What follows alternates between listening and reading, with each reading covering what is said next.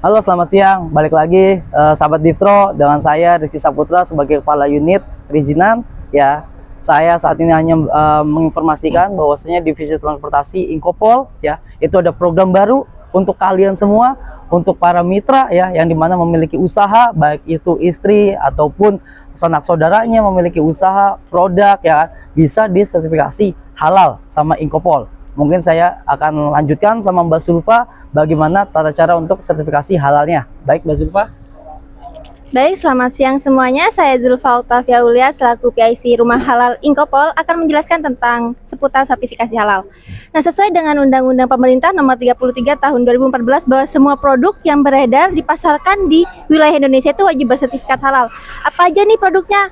Produknya itu berupa makanan, minuman, jasa, atau barang gunaan. Untuk tahun depan, per 17 Oktober 2024, makanan dan minuman serta jasa penyembelihan itu wajib bersertifikat halal. Karena jika tidak, pertama, pelaku usaha akan mendapat surat teguran. Yang kedua, denda. Jika tetap diabaikan, maka usahanya akan ditutup. Untuk makanan itu berupa makanan, minuman, catering, restoran, dan semua yang berupa makanan ya, minuman. Untuk bahan gunaan itu bisa seperti parfum, skincare, dan lain-lainnya. Nah, untuk lebih lanjut, konsultasi lebih lanjut bisa hubungi kami di hotline bawah ini. Terima kasih. Mohon izin, mohon waktunya sebentar, nggak ada 5 menit. Yang penting kita bisa melaksanakan kegiatan dan saya tidak akan mengganggu daripada aktivitas karena nanti yang mungkin yang perwakilan kalau seandainya mendapatkan order untuk selanjutnya saya perkenalkan kita kedatangan tamu dari produk alam ya, karena ini sekarang sudah jadi program pemerintah semuanya nanti untuk para pelaku usaha yang bersifatnya dengan produk-produk makanan itu nanti harus ada label halalnya. Lebih jelasnya mungkin saya serahkan kepada Pak Eko selaku dari Halal. Saya tidak monggo, terima kasih waktunya kami silakan. Ya baik, perkenalkan saya Wakasatgas dari Inkopol untuk produk sertifikasi halal. Kebetulan Pak Ketua Pak Kombes sedang keliling juga. Saya ditugaskan hadir di sini untuk memberikan pencerahan kepada para mitra di Inkopol yang tepatnya ada di Bandara Soekarno-Hatta. Bahwa sekarang Inkopol tidak fokus ke yang lain tapi berkembang menjalankan undang-undang pemerintah ya nomor 33 tahun 2014 bahwa per 17 Oktober 2024 seluruh produk barang yang beredar di Indonesia sudah wajib bersertifikat halal.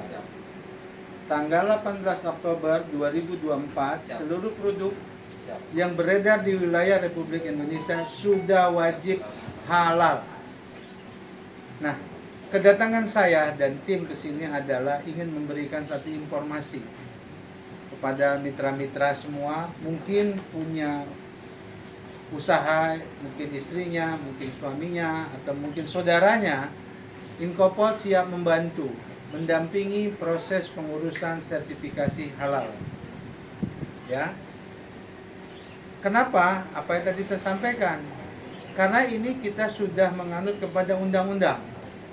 Undang-undang itu menjadi satu kewajiban ketika kita berdiri di pijakan negara Republik Indonesia.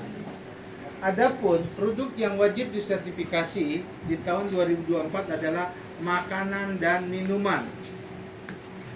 Seluruhnya per 18 Oktober 2024 semuanya sudah berlabel halal. Karena nanti akan ke sistem masuk ya, karena baik punten di sebelah kita ini ada Grab, ada Maxim dan lain-lain, itu nanti di putnya sudah ada, yang halalnya sudah muncul itu semua. Nanti akan termasuk ke sistem itu sendiri. Karena nanti Inkopol bekerja sama dengan Mabes Polri akan melakukan sosialisasi melalui beberapa Kapolres dan Kapolsek untuk melakukan sosialisasi edukasi kepada para pelaku usaha. Kenapa? Karena ini menguntungkan juga karena kita berdiri di tanah negara yang mayoritas beragama Muslim. Jangankan Muslim, non-Muslim saja sekarang sudah berbondong-bondong ingin mengurus sertifikat halal. Kenapa? Karena secara bisnis marketnya adalah orang Muslim. Mereka yang punya dana besar sekarang berbondong-bondong untuk mengurus sertifikat itu sendiri. Sanksinya apa? Pertama, jika 18 Oktober tidak punya label halal, pemerintah akan mengirimkan surat cinta, istilahnya seperti itu. Surat pertama tidak diindahkan, surat kedua jatuhnya denda. Denda tidak terlaksana, ditutup. Iya, ditutup Pak. Semua ditutup. Jika orang usaha sudah terindikasi non halal, secara market orang takut datang nanti. Ya, karena jatuhnya adalah non halal. Ya kan? Kita tidak bicara haram, tapi non halal. Karena kalau haram sudah mengarah kepada objek. Ya. Kenapa? Karena dia belum disertifikasi, Pak. Belum dinilai. Belum dicek. Apa sekarang kita yakin makan ke beberapa restoran, rumah makan itu sudah halal? Belum. Makanya di sini pemerintah ya melalui Kementerian Agama yang sudah melibatkan beberapa kementerian akan gaspol di tahun depan. Makanya Inkopol dengan halal centernya saat ini ingin mengajak para mitra, yuk kita sadar bahwa seluruh produk harus sudah tersertifikasi halal. Nanti Bapak mungkin melihat per 18 Oktober di jalanan itu yang gerobak itu sudah ada label halalnya, Pak. Halal sekarang sama yang dulu beda, Pak. Halal sekarang adalah berbentuk kayak ungu gitu, Pak. Halal Indonesia. Bukan halal yang bulat. Bukan MUI. Karena per 2019 logo bulat sudah diganti menjadi logo yang ungu. Jadi halal yang berlaku adalah halal Indonesia, bukan milik satu golongan. Jadi bicaranya adalah halal Indonesia. Adapun proses sertifikasi halal ini terbagi menjadi dua, Pak. Yang pertama adalah program fasilitas. Nanti Mbak Julpa akan jelaskan sedikit mana sih yang gratis, kan gitu? Mana sih yang reguler? Saya akan menjelaskan secara reguler. Perusahaan-perusahaan yang memang sudah mempunyai karyawan dan punya omsetnya berapa Mbak Julpa? Kurang lebih? Ya, anjuran di bawah 1 miliar wajib melakukan sertifikasi halal dan itu berbasis bayar. Jalurnya reguler, itu pun melalui namanya BLU, Pak, Badan Layanan Umum. Itu pun ada. Nah, Inkopol membantu proses mendampingi pengurusan itu, Pak. Karena banyak yang gagal, Pak. Karena ketika dilakukan pemeriksaan itu banyak terkandung bahan non halal. Contoh, Pak, makanan yang kita makan sehari-hari di pinggir warung-warung yang punten saya tidak melihat ini, tapi saya sudah banyak melakukan temuan. Ya kan, termasuk keluarga saya, termasuk kita kalau ke pasar kan enak aja, beli ayam, beli daging, nggak tahu sumbernya di mana. Nah, makanya pemerintah saat ini adalah rumah potong hewan, rumah potong unggas wajib memiliki sertifikat halal. Kan gitu. Jadi bukan sembarangan kita beli, tapi karena keberkahan itu mulanya dari mana? Makanan, Pak. Makanan baik, insya Allah rezeki lancar, Pak. Doa pun kita didengar Gusti Allah, kan gitu. Kalau makan nggak beres, Pak, percaya sama saya, Pak, aku yakin sulit, Pak, lama nyampainya, Pak. Tapi minimal pemerintah sekarang sudah peduli, kan gitu, untuk sertifikat halal ini sendiri. Ya, jadi pemerintah membuka dua layanan. Pertama adalah namanya sertifikat halal gratis, istilahnya sehati. Yang kedua adalah berbasis reguler. Kayak perusahaan tuh pakai KFC, Dunkin dan lain-lain ya, yang besar-besar. Dunkin sendiri sedang saya urus, Pak. Bapak asal tahu, 160 titik, Pak. Dia sudah habis yang bulat. Sekarang yang diterima oleh masyarakat adalah logo yang ungu, Pak. Halal Indonesia. Kan gitu. Karena benar-benar dilakukan yang namanya pemeriksaan. Sekarang ini, Pak, logo halal tidak bisa kita beli, Pak. Kita bisa cetak, nggak bisa, Pak, karena ada barcode-nya, Pak. Ya, jadi kita tinggal crack, kelihatan, oh benar, nomornya A, keluarnya A. Menunya ada semua di situ, termasuk cabang-cabangnya ada.